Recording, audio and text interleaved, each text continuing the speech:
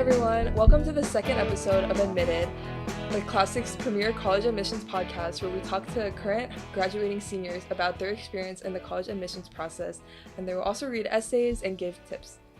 I'm Katherine, your host for this episode. And I'm Isabella, and this is Carina, and she just committed to Princeton University. Yes. So what prompt did you choose on the common application? Do you remember?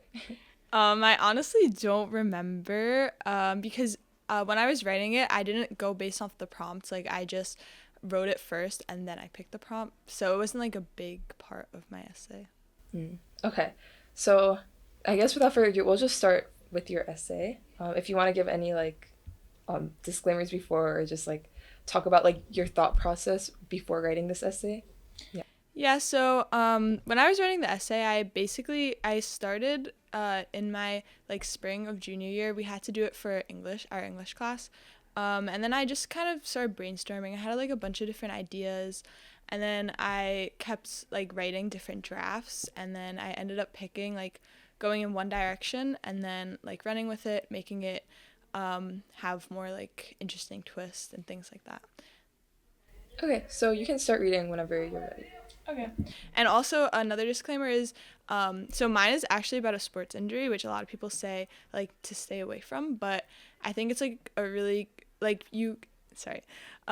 think that it shows that you can make it work, no matter what you want to write about, don't be scared by that. Yeah. Okay. The first time I was able to use this muscle when I was an elementary schooler and during the endless car ride from New York to Florida. Bored out of my mind with the long journey ahead, I decided to take on a big challenge, learning how to wiggle my ears. I had always wanted to hone the skill, trying as I practiced solving my Rubik's Cubes, went on nature walks through the park, or even helped my mom cook dinner.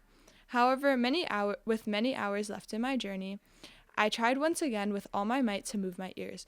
This time, instead of refusing to move, my ears finally obeyed, jolting up and back. For the rest of the trip, I sat triumphantly, proud of my newfound skill.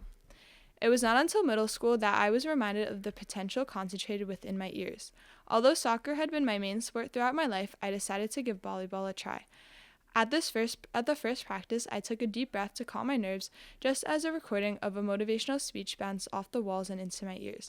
After hearing this speech at every practice, the most influential words, it's not about how hard you hit, it's about how hard you could get hit and keep moving forward, echoed through my head, not only at volleyball, but in my car and on the way to school as well. Although I did not fully understand the words of the speech as a middle schooler, the message remained safely locked away between my two ears for when I would need it the most. All across the East Coast for an important recruiting tournament, I watched as my dream of playing college soccer slip away with a sharp twist and a loud pop on the soccer pitch. After receiving the news that I would be out of the sport for 9 months due to a torn ACL, I sat down on the couch, my shirt soaked in tears, with a heaviness in my heart that was unmatched. After ACL surgery, I fought to keep my head up and began to fixate on the first benchmark needed for recovery, getting one leg lift. I urged my body to follow the command to lift my leg into the air, a task that was once effortless. It seemed hopeless, as if I was trying to move an object with my mind. Frustrated, I took a deep breath. I realized that the answers I had been looking for in my legs were actually hidden inside my ears. The powerful words that I had laughed off as a middle schooler now resonated with a weight that would make my volleyball coach proud. At the same time, my ears held the memory of another muscular breakthrough. These past experiences were still there, ready to get me through times when the only thing I seemed sure about was the desire to give up. With the words playing in my head and the memory of the unwavering determination I had as a child trying to wiggle my ears, I tried with all my might to lift my leg. Eventually, with one big pull, my leg raised into the air all at once. Feelings of joy, relief, and gratitude washed over me, as I was unaware that the day I learned how to control my ears would be the day that I learned how to control my mindset. They say your ears never stop growing, but I have come to appreciate that your ears never stop helping you grow. That was really good. Yeah, honestly, the imagery in it was really good, and I like the connections you made with your ears and your torn ACL. I feel like it's not something you would expect at all. but you made it work so well. Yeah. How many drafts did you go through when you created this essay? Like how many, like what was the editing process like? Did you go through like a bunch of different ideas? Yeah. Yeah, so I did definitely go through a bunch of different ideas. I think like so over the summer I just basically every time I had an idea I would just like write like a super rough draft. So I think I had like around like 10 like separate ones. Um but then like I like with the help of like Mr. Sweeney, like I picked like this direction, and like some other teachers too, I picked like this direction to go into. And then it was also like kind of combined because I like had one about like my like wiggling my ears and one about like my ACL, so I kind of combined the two ideas. So then after that it was just like a lot of editing. So yeah. And then what made you choose this one specifically? Yeah, I really like this one because I think it really like shows like a little bit into me as a person. Like it has like soccer in it, which is really important to me, and it also has like I feel like wiggling my ears, like it's like it was a fun metaphor that I really liked to use, and I really wanted to tie it into the essay. Before we continue, I want to thank the sponsor of this video, Queller Prep. Queller Prep is a top-tier educational program that helps students excel in middle school, high school, and beyond, with small, personalized classes both in person and online. Their college application help program can help you with everything from choosing a major to revising your personal statement and preparing for interviews. For more information and their full test prep offerings, visit quellerprep.com. And now, back to the video. Did you come across like any challenges when you wrote your essay, and like how did you overcome it? Yeah. Yeah, I think word count was definitely a challenge because it was like originally a lot longer. But I think to overcome it, like I just keep pushing through, like keep reading it, and also like don't be afraid to use your resources. Like I definitely like asked Mr. Sweeney for a lot of help, other teachers as well, like my English teacher, Miss Lipinski. I also went to the Queens College Writing Center. So for the seniors, like if you're enrolled in QC, you're allowed to go there, and it was really helpful. Like the person helped me. It was just like a good outside perspective as well. That's great. So when you made your college list, how did you go about like writing supplementals and things like that? Supplementals. So my main essay was like my Common App essay was obviously about soccer. So in my Supps, like I tried to stay away from that a little bit more and like steer away from sports, even though I still did write about them a little bit. But I just like knew that I didn't want to make that like my entire application. So I like added some variety and just like steered away from that. Okay, so now that we're like kind of shifting from Common App to like like individual college supplementals, Carina is going to Princeton, so we would like you to read like one of the Princeton supplementals, and then like read the prompts too, if you can. Okay, so the prompt is, as a research institution that also prides itself on a liberal arts curriculum, Princeton allows students to explore areas across the humanities and the arts, the natural sciences, and the social sciences. What academic areas most pique your curiosity, and how do the programs offered at Princeton suit your particular interest? And it is 250 words or fewer. So after volunteering at Alley Pond Environmental Center and being surrounded by animals, environmentalists, and curious kids alike, I decided to take on more opportunities that will allow me to explore my interest in ecology. Participating in the field biology internship and later water quality research on hypoxia helped pique my curiosity, as the questions I addressed only scratched the surface of what there is to learn.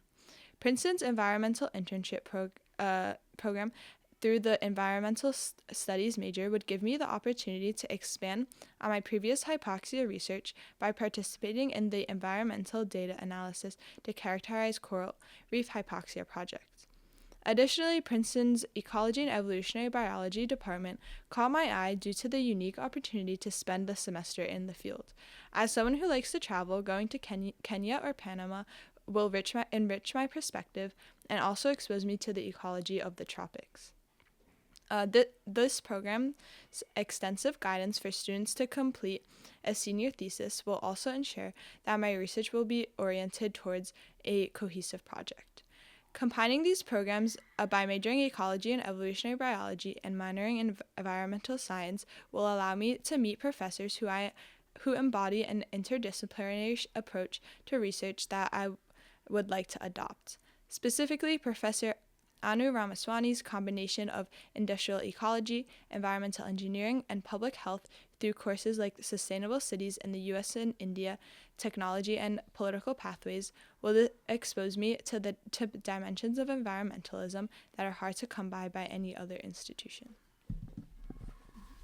Okay, I really liked how it kind of like shifted like your like interest, and it like shows like a clear divide between like what you like to do and then how you also gave like a background of what you've done and then how you would apply it at Princeton. Yeah, I also like how specific you got, like mentioning like specific professors and like their courses. I feel like that's really good. So it shows that you did the research on the school. Yeah. So you mentioned like a lot of extracurriculars and like research that you did. So if you don't mind, like could you share like some of your extracurriculars you did and like courses you took in high school that kind of correlated to this, or just that you did? Yeah, of course. So specifically like environmental ones, I did a big part of my volunteering hours were at Alley Pond Environmental Center, which is just an environmental center near my house. So yeah, that was a big part of it, and I wrote about it in a lot of my Supps. I also did a summer research program. It was by CUNY. I forgot exactly what it was called, but that's where I did the hypoxia research, and that was a good opportunity. I would highly recommend that. You also get paid $2,000, so it's really good. Yeah, so that was like I also did the field biology internship, which is also run through Alley Pond, but it just was a really good introduction to like research. They just like taught you how to do like field research, so that was nice. So yeah, those were the main like environmental ones that I did. Okay. So also science research was really helpful because it helped me like with research, of course. I took, for my science electives in high school, I just took physics. Like I took physics and then physics 1, then physics C. And then I'm taking calc AB right now. And then other than that, it was just all the required classes. And then other extracurriculars, I did soccer, track, the classic, Save Planet Earth Club. I volunteered for Hillside Center for Education for a while, which is just a tutoring place, which is nice. Yeah, those were the main ones. Oh, also, I had a job as a barista. That's very nice. But then what made you choose taking AP physics courses over AP bio courses? Yeah, so through high school, like I just really liked physics. Because I'm more of a math person, so when I took like chem, bio in 8th grade, I liked it, but I really liked physics a lot more because it was more like formula based, more math based. So I just kind of stuck with it because I really liked doing it. Yeah. Or like, why did you choose like Princeton over Cornell? Oh yeah. You can talk about like your acceptances and then like what made you pick Princeton. Yeah. Okay. I think so. So I ended up choosing Princeton because when I visited the campus, I really liked just the physical campus, and just like the opportunities it had were just very wide, and a lot of some of the other schools I got into were like the smaller ones, which I was heavily considering because I like the close-knit environment, but I just thought in the end like Princeton's a really good like fit for me because it's not too small, but it's also not too big. So it's like a good middle ground for me.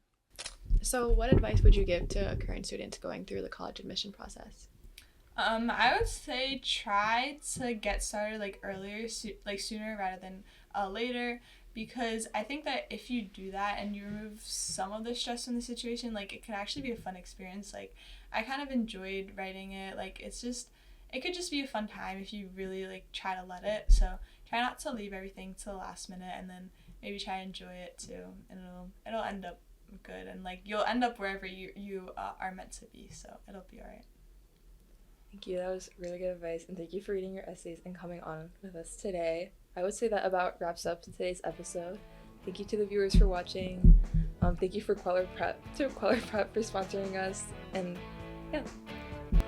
So for more Admitted, you can check us out on YouTube at The Classic TV, or on Spotify and Apple Podcasts. And you can also keep up with the latest classic news on the Instagram, TikTok, Twitter, and Facebook at THHS Classic, and on our websites, thhclassic.com and critic.thhsclassic.com.